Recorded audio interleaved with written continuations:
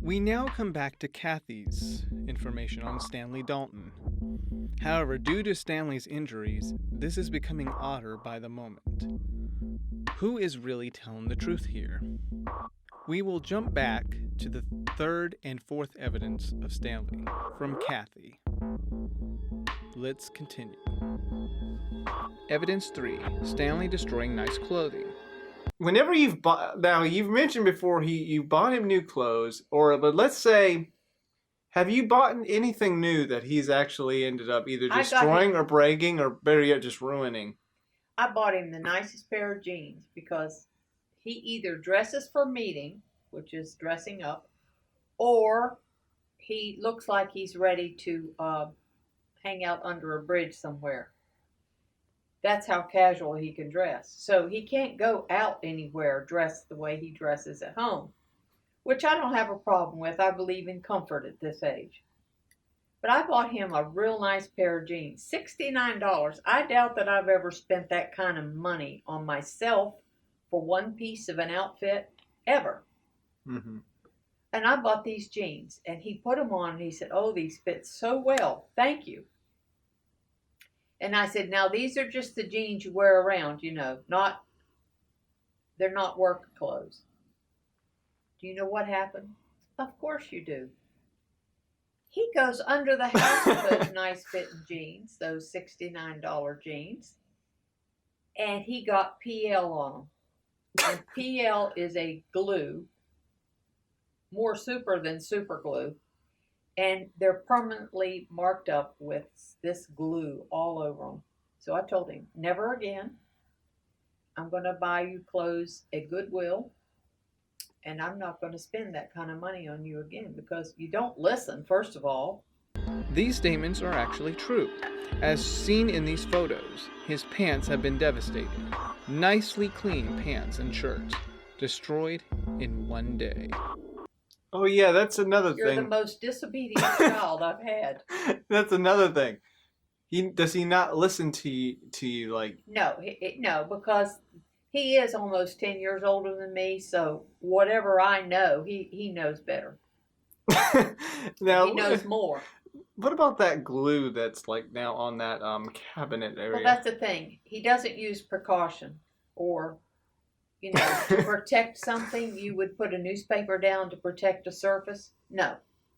If he's got to glue two pieces of anything together, he just does it wherever it's convenient. and then he's real sloppy with it. I mean, I don't let him paint anymore because there's more paint on the outside of the bucket than on the inside. And I'm talking more than quarts. It's just slathered and smeared everywhere.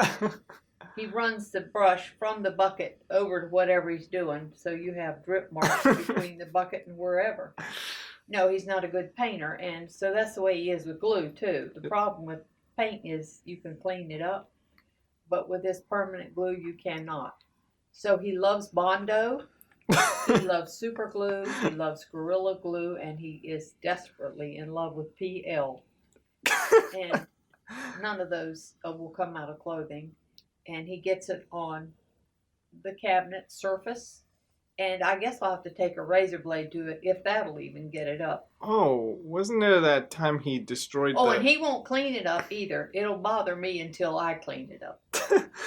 There is two other things. So he's messy with also his blood. There's been evidence of that. Well, he's a free bleeder, let's say. He can just sneeze and start bleeding from the lungs. Evidence 4. Stanley also breaking something. And now then there was the other one where he destroyed part of your fridge.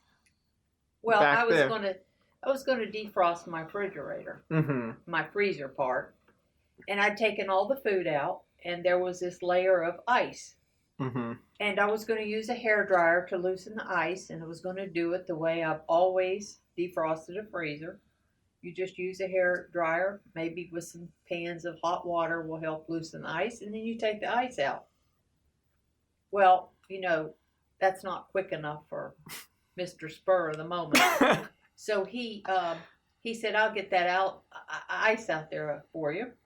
And so he gets a butcher block, a butcher knife, and he points it. And I said, "Don't gouge the freezer, Stanley. You don't want to put a hole in the freezer with that blade." And he said, "No, it won't hurt anything."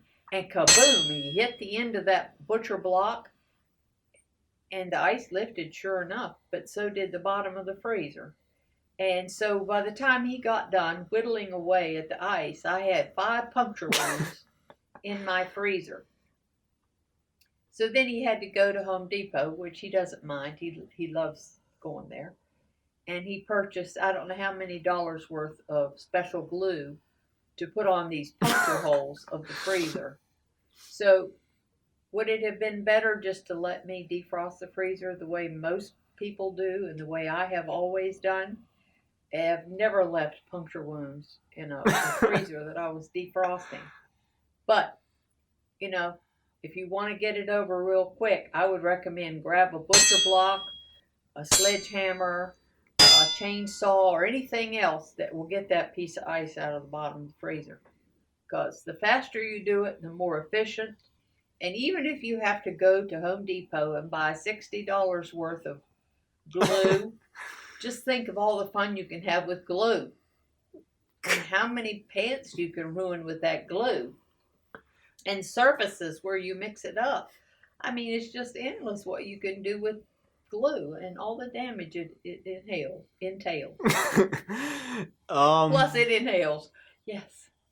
You can inhale the glue too, which might be another reason why he likes to buy glue.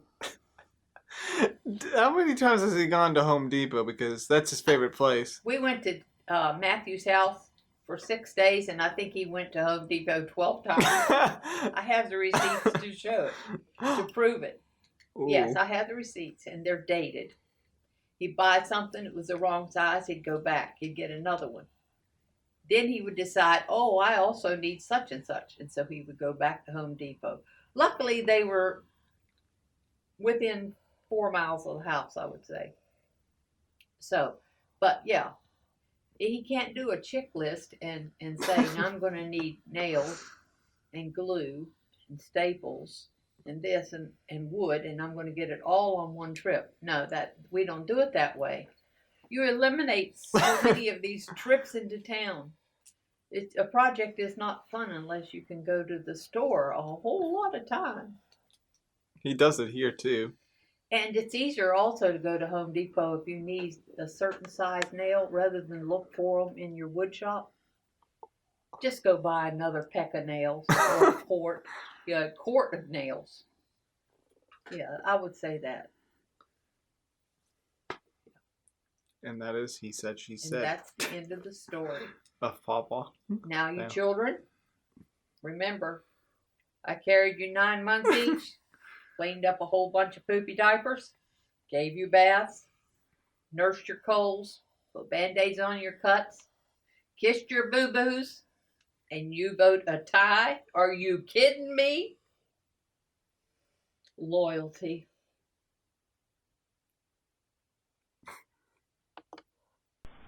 Good. Okay, equal sign. It's too spread out too far. Erase it. Put it in close to your fraction. Put it in closer. There, it's a little too long. Okay, I am just. Okay, now find a common. It's symmetrical. Space it out so you can put a minus sign in there. Okay. It needs to be symmetrical. Okay. It needs to be perfectly symmetrical. Hold on. Why did you pick 8? Because it's a common denominator. They can both go into each other. Well, can 2 go into 4? Okay, hold on just a minute. Now you subtract. No, you don't put 9 over 4. You divide 2 into 4. 8? 8 times 9. No.